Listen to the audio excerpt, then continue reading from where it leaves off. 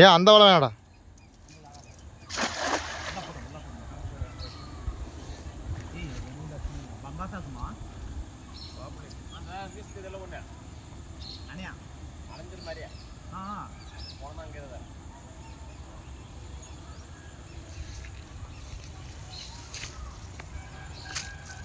பூசி பிடிக்கிற எனக்கு வந்துச்சா இன்னும் சைடு வாங்குது வலை.